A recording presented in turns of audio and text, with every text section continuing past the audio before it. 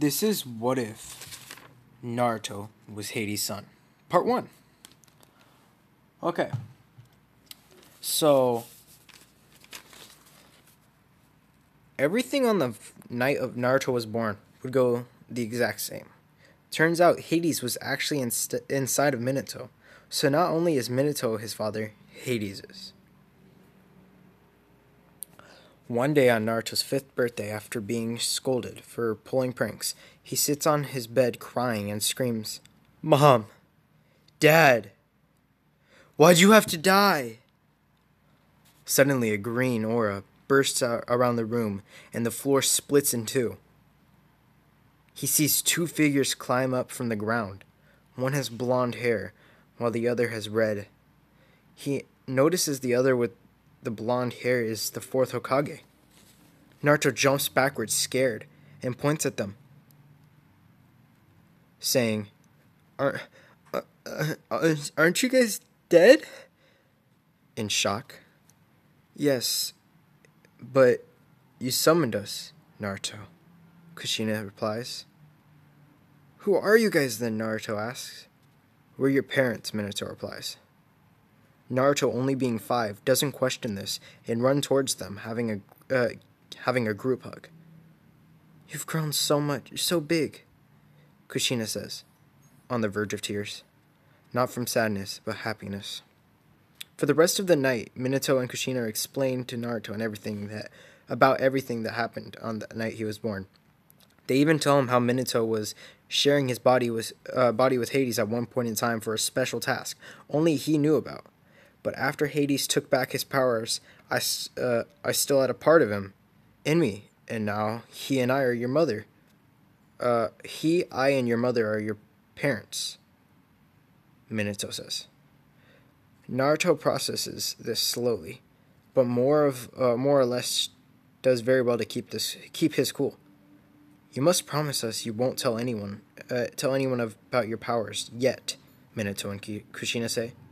For the next 3 years, Naruto spends most of his time learning how to use his powers from his dad and manners from his mother. Naruto doesn't feel alone now. He has his parents.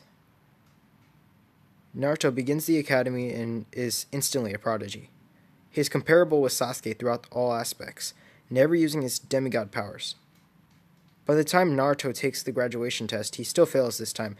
However, he gets this is the first time. He failed the first time in the canon, and then he failed the second time, but then Yurika passed him again. He gets taught the Shadow Clone Jutsu right after, so he won't fail next time. Minato would teach Naruto the Rasengan and the Flying Raijin as well. Naruto is overall a better student in this story. People still despise him, but he just ignores them, only really enjoying his battles with Sasuke. So this time Naruto will pass the exam and become a genin. He is placed on Team 7 with Sasuke and Sakura. Sakura still hates him, mainly for thinking he could beat Sasuke. So Naruto, Sasuke, and Sakura are brought up to the roof to introduce themselves. Naruto is the only one that has any changes in what he says.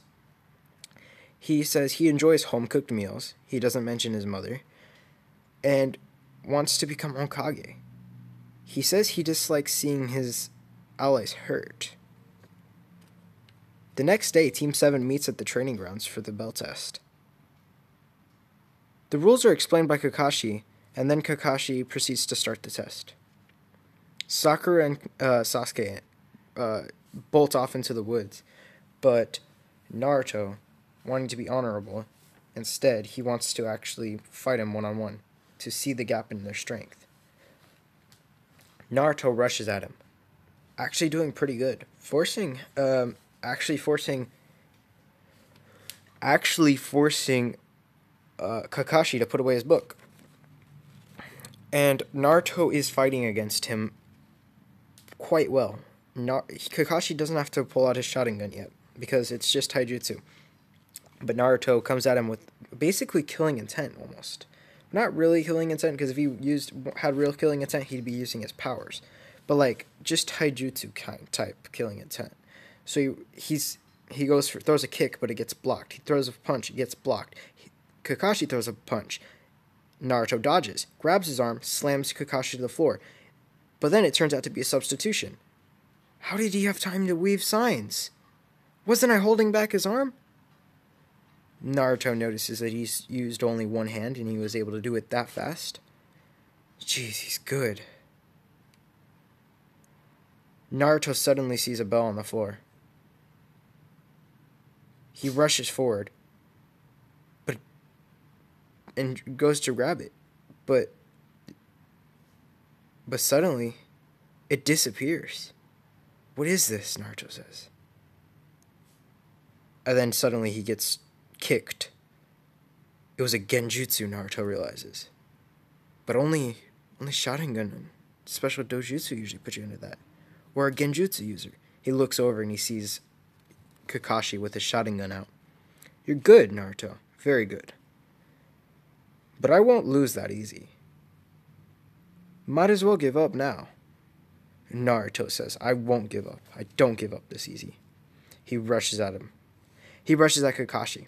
Full intent to get the bells. He punches Kakashi in the gut. Kakashi didn't even see him with all this speed. Where'd this burst of power come from, he thinks? But this is just Naruto. This is just his pure strength and his adrenaline rush kicking in. Kakashi's like, I'm going to have to start taking this kid way more seriously than I thought. And he actually grabs Naruto and throws him with maybe a little too much force into the tree. And he doesn't go over and be like, oh, are you okay? He's just like, he says, with how weak you are now, you'll never be able to get the bell. And you will end up going back to the academy. This makes Naruto angry. I won't go back. I won't fail. I won't! Then suddenly the floor begins to crack. And an aura of green light just appears around Naruto. And he stands up, starting to gain some muscular fatigue, aesthetic there. And he rushes at Kakashi with such blinding speed and lands a punch to his gut, actually making Kakashi cough out blood. And then he kicks Kakashi back into a tree, and he says, now! And he summons 4 skeleton warriors. They just rush at Kakashi, all holding swords. Kakashi is so confused at what this is, and he goes completely full tryhard, and he weaves jutsus for the water sign, water jutsu, and he does that, and it like washes him away, but they just keep rebuilding themselves. And as Kakashi's distracted, Naruto comes up from behind, and he snatches the bells, and then snaps his fingers, and the skeletons just fall back underneath the ground, and the floor closes. Kakashi is completely astonished. Sasuke's astonished.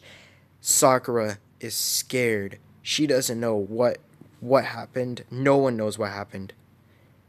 And Naruto just basically twirls around the bells in his hand, and he's like, I got him.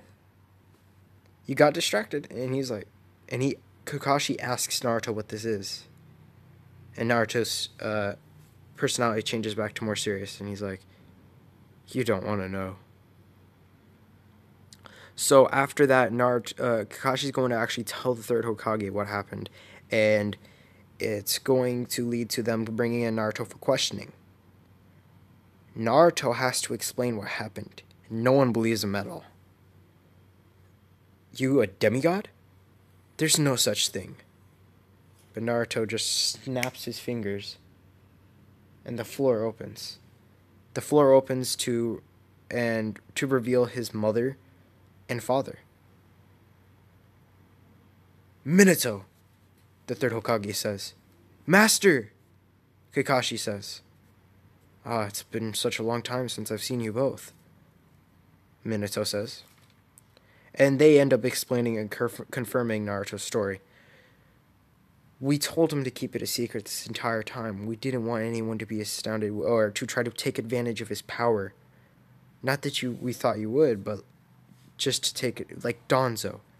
Highly doubt you would have kept it a secret from Donzo. The third Hokage understands this, and leads to him finding out about how Hades is also his father. So he's real. The third Hokage says, "I've never even mentioned. It's such a rare. I never thought this could be real." Naruto, you were blessed and cursed at the same time. The third Hokage says, "You have immense power, but also a great burden." Naruto, a little confused by this, but he more or less understands it. So, I'm going to say now, this is going to lead to them just doing their normal missions for however time they needed to, and then they request a higher ranked one, and this is when they get introduced to Tazna. So the Land of the Waves mission, Land of the Waves arc, is going to be next. Remember to like and subscribe. Turn on post notifications if you enjoyed. If you want a part 2, just hit that like button. Thank you for watching.